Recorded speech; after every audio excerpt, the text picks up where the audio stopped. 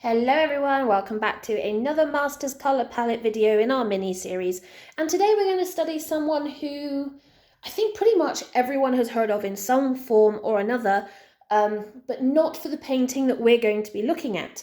So today we are looking at Jan Vermeer, or Jan Vermeer, I'm pretty sure it's Jan Vermeer, who was indeed a Dutch Baroque painter, no surprise. Considering we're working up in the timescale. So we're still in Baroque, but most of you will have known him or even if you've not heard of his name, know some of his most famous paintings. The Milkmaid and, of course, the lovely girl with a pearl earring. Well, what did you know? However, as this is a series studying landscapes, not portraits, we are looking at one of his lesser-known landscapes. Now, he lived in the town of Delft, and because of that, he painted quite a few paintings in reference to Delft. And this one in particular is called View of Delft from the Rotterdam Canal.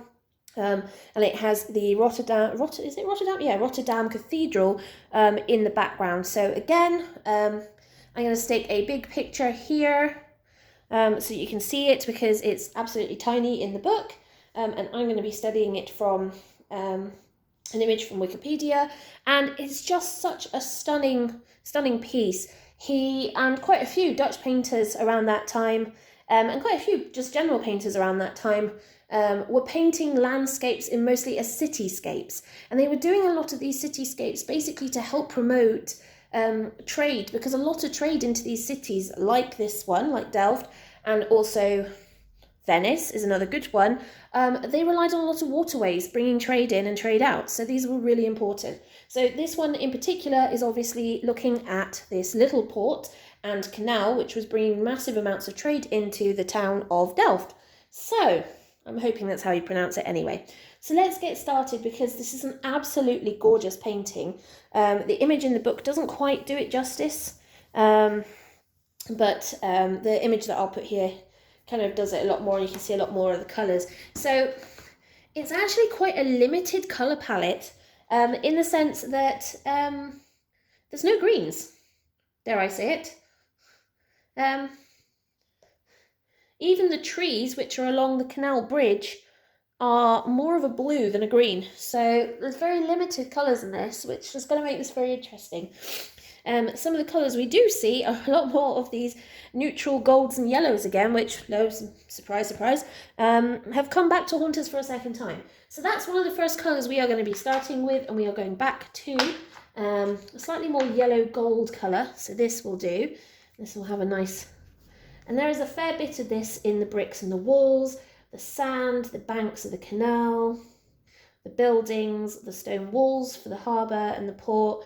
You see an awful lot of this kind of gold colour, and it might just be that this was the local stone for this town. I don't know a lot about the town, but I'm going to assume so. And also, as an oil painter, this was a fairly easy colour to get hold of. You know as well as I do, a lot of ochre pigments, a lot of umber pigments, and that are all ground-based pigments, which if you went to the riverbank, you could probably dig up. So, other colours we're looking at. So we've got this not green.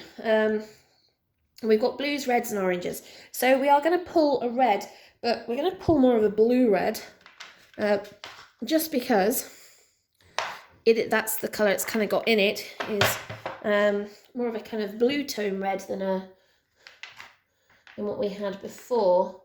So I'm just thinking, yeah, this is kind of more the colour. Nope, I don't like that one. And then this proves harder than planned. Oh, come on, give me a decent red, please. Oh, that'll do. So it has a slight warmth to it, but it's still a lot more of a blue red than some of the reds that we've seen in some of the other paintings. And it's nice to see this kind of red tone, which is very close to vermilion, and that's probably what the actual colour was. Obviously over time it does, not everything's light fast, and back then light fast colours weren't really a thing. I mean, the priority was to paint, if nothing else. Right, we've got a lot more of these orangey kind of brick colour tones. I don't want to be too orange, because they are kind of more of a neutral, so they're kind of more of a peachy colour. And you see these are cropping up all over the place. Just little hints of it here and there in the architecture, which is gorgeous. So let's smooth that out. Now, blues. We have, again, we've got two blues. One used for buildings and one used for skies. I don't know why they keep doing this. It's it's an interesting challenge. Now, we've got they are both a yellow tone blue, but they're two very, very different shades. So we're going to put these two down here for the minute. So this is our first one. It has yellow tones in it, but, and there's a big but, it is way more neutral than the one he used for the sky. And you'll see that as soon as I put the other colour down, what the difference is between the two. And it's quite striking, really, the two colours. So this one is the one that he's used on like a lot of the rooftops. I don't know if this is something that is kind of a blue-grey slate, maybe, because the rest of the roofs are this wonderful red colour, which is the kind of classic terracotta tiles, but there's a whole bunch of what looks like warehouse buildings which seem to have more of this blue roof, so that's where we're going. Right, let's get this other blue in. Let's find a decent version of it. Is this going to be a decent version of it? Yes. So you'll see what I mean when I say these are two very strikingly different blues. And that's great because it gives him a lot of contrast to play with. He was very, very good at not only at his detail, but also his light and shadow. And whilst they seem quite subtle in this painting, if you take a look at both the Milkmaid and the Girl with a Pearl Earring, you'll notice how he uses light to convey quite a sense of mystery in what he was doing. Now, in this, he hasn't so much created a sense of mystery, but he has created a sense of depth. More along the lines of, well, you can only see this much, but I'm hinting at more, which is kind of important for what he's doing.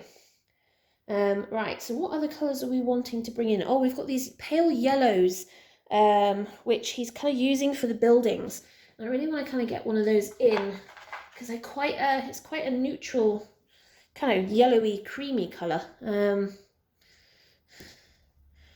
So yeah, so it's like this. So it has a little hint of the gold in, but not enough to make you go, ooh, you know, like that. And yeah, I know that it's a little less obvious in that image, but you can see in the image the kind of colours that really come out. Now the water is painted with these, you've got these beautiful kind of cream colours, which we've already got, and the blues. And you've got a violet in here, which is what's coming up into these clouds. And I'm thinking, blue violet, what kind of violet can we have? It's like it is almost like a proper true violet, isn't it?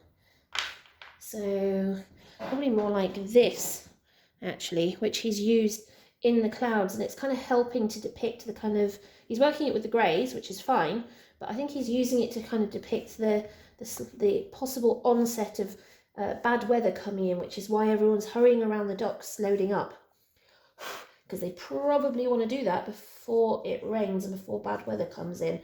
So there's a kind of hint there at a little bit more going on than what meets the eye. And that's pretty normal. I mean, at the end of the day, he's trying to help sell his town, his city, but that's not easy to do with these oncoming storm clouds. Now, what else have we got in here? So we have a very, very dark blue going on, like a really, really dark navy colour. It's more on the kind of red side. So there's a fair bit of blues going in this, which I have to say I'm a little surprised at. But then when you think back to his other two the other two famous paintings that he's done, or if you get a minute and have a look for the other paintings that he's done on the Delft, you'll see for yourself the kind of colours similarity that he likes to pull. It kind of goes, right, this is the colour palette I'm using, and then doesn't really budge from it, which is still actually at the end of the day a fairly limited colour palette, which is quite crazy when you think about it. Okay, so the final colour is the brown, but it's a lot more yellow brown. So yeah, it's more like this.